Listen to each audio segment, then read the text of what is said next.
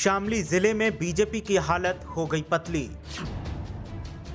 जिले में बीजेपी पर लग गया पूरी तरह से बैन। अब कैसे बीजेपी की जीत की हसरत होगी पूरी। देखिए आखिर क्यों बीजेपी पर लगा शामली में बैन। बीजेपी पर बैन लगने पर क्या बोले विपक्षी दल।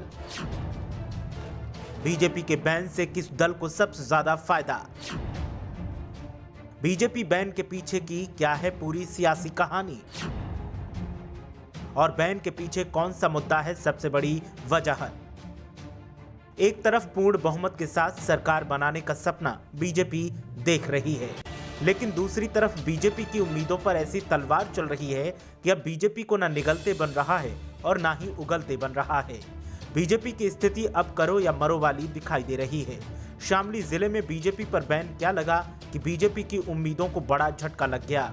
वैसे तो बीजेपी पश्चिमी यूपी में मजबूती का दावा कर रही थी, लेकिन शामली जिले से जो तस्वीरें निकलकर सामने आईं, उन तस्वीरों ने बीजेपी की स्थिति आवाम के बीच में क्या है वो साफ कर दी और साफ दर्शा दिया कि बीजेपी के लिए जीत की कोशिश भी लोहे के चने चबाने जैसी है।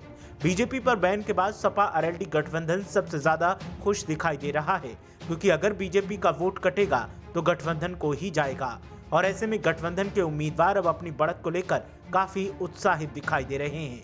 आप सोच रहे होंगे कि आखिर बीजेपी पर बैन लगाया किसने और बैन के पीछे की असली वजह क्या है।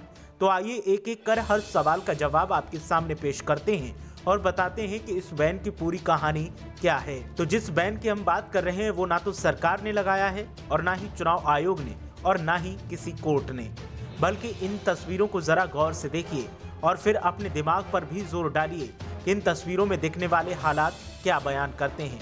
दरअसल सियासत में जनता ही जनार्दन होती है और जनता का फैसला सबसे बड़ा फैसला होता है। शामली के कई गांवों में बीजेपी की एंट्री को ग्रामीणों ने बैन कर दिया है और ग्रामीणों ने अपने घरों के बाहर साफ शब्दों में लिख दिया है कि बीजेपी के लोग यहां वोट मांगने ना आए, क्योंकि हमारा वोट आरएलडी को ही जाएगा।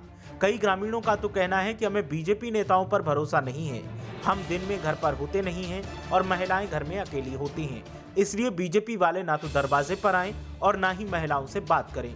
ग्रामीणों ने जहां बीजेपी की एंट्री पर बैन लगाया है, वहीं कई जगहों से बीजेपी नेताओं को खदेड़ने के भी मामले सामने आए हैं, जहां ग्रामीणों ने विरोध करते हुए वोट मांगने आए बीजेपी के लोगों को गाँव के बाहर का रास्ता दिखा दिया।